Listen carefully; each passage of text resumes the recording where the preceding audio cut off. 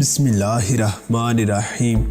حیرت انگیز کے معزز سامعین کو عبد الرحمن کا اسلام پیش ہے۔ سامعین، اس بات میں کوئی شک نہیں کہ پاکستان کے لوگوں میں ہر طرح کا ٹیلنٹ موجود ہے۔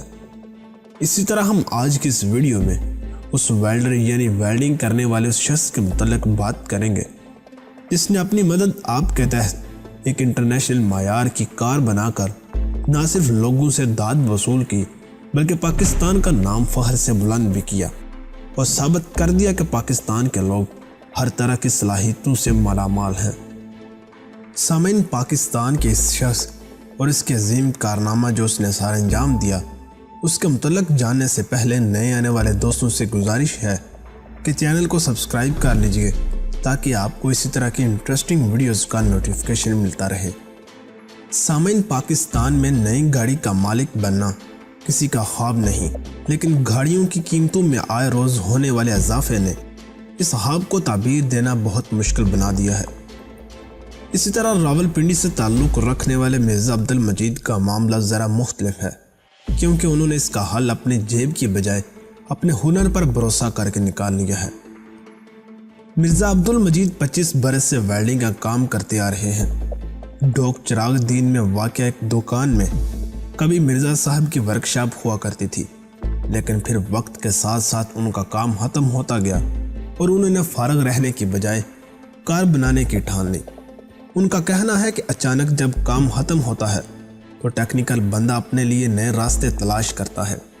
ایسے انسان کے لیے اگر آگے کام ملے تو وہ ذہنی اور جسمانی طور پر ٹھیک رہتا ہے، اور اگر کام کی صورتحال نہ ہو تو وہ دل برداشتہ ہو کر معاشرے میں اپنا مقام کھو دیتا ہے۔ سامعین، گاڑی بنانے کا خیال مرزا صاحب کو ان کے بیٹوں نے دیا۔ مرزا عبدل مجید کا کہنا ہے کہ میں نے پہلے تو انکار کیا، لیکن بعد میں مان گیا کہ چلو بنا لیتے ہیں۔ آمادہ ہونے کے بعد بھی میں نے اپنے بچوں کو ایک دفعہ پھر منع کیا کہ گاڑی بنانا بہت مشکل کام ہے۔ نہ صرف گاڑی کی تیاری پر آنے والے خراجات اس متوسط طبقے سے تعلق رکھنے والے خاندان کے لیے ایک بڑا مسئلہ تھے، بلکہ اس کے لیے درکار وقت نکالنا بھی آسان نہ تھا۔ سامعین، انہوں نے کہا کہ جب ہم نے گاڑی بنانی شروع کی تو جو ہم نے اس پر خرچہ سوچا ہوا تھا وہ تقریباً 6 گنا بڑھ گیا، اور وقت ہم نے جو سوچا ہوا تھا سال 6 مہینے کے اندر ہم اس گاڑی کو بنا لیں گے، وہ 4 سال پر جا کر ختم ہوا۔ عبد المجید نے بتایا کہ اس گاڑی پر میرے بچوں نے جو اوسط نکالی ہے اس کے مطابق تقریباً 9000 گھنٹے میں نے اس پر کام کیا ہے، اور ابھی تک اس پر تقریباً 6 لاکھ روپے کا خرچہ آ گیا ہے۔ اس گاڑی پر اتنا وقت صرف کرنے کی ایک وجہ یہ بھی تھی کہ مرزا عبد المجید کے مطابق اسے بین الاقوامی معیار کے مطابق بنایا گیا ہے۔ ان کے مطابق ان کی یہ گاڑی کسی بھی انٹرنیشنل سٹینڈرڈ کی گاڑی کے مقابلے میں کم نہیں ہے۔ سامعین، اس گاڑی کو زیادہ تر ایک ہی دھات سے بنایا گیا ہے۔ مرزا صاحب کی زندگی کا زیادہ حصہ ویلڈنگ کا کام کرتے ہوئے گزرا ہے، تو گاڑی کے زیادہ تر حصے اور پرزے بھی لوہے یا سٹین لیس سٹیل کے بنے ہوئے ہیں۔ وہ کہتے ہیں کہ انجن، ٹائر، گیئر بکس جیسی چیزیں تو گھر میں نہیں بنائی جا سکتی، تو ان چند چیزوں کو چھوڑ کر باقی اس گاڑی میں ایسی کوئی چیز نہیں جو میں نے اپنے ہاتھ سے نہ بنائی ہو۔ سامعین، ان کا کہنا ہے کہ اس گاڑی میں ہم نے 660 سی سی انجن لگایا ہوا ہے، اور اس میں 5 لوگ آسانی سے سفر کر سکتے ہیں۔ میری خواہش ہے کہ میں اس گاڑی کو پورے پاکستان میں گھماؤں، کیونکہ اس گاڑی کو لوگ ایک دفعہ رک کر دیکھتے ہیں۔ مرزا صاحب اپنے اس ایجاد کو موٹر وے پر لے جانا چاہتے ہیں، لیکن قانونی پابندیوں کی وجہ سے ایسا ممکن نہیں۔ ان کا کہنا ہے کہ اگر حکومت پرمٹ ہی جاری کر دے، چاہے نمبر نہ دے، صرف اجازت نامہ ہی دے دے کہ میں اس کو ہر جگہ چلا سکوں۔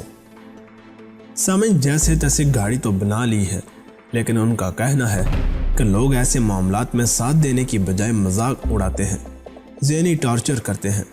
یہ لوگ ہمارے معاشرے میں آپ کو سپورٹ نہیں کرتے۔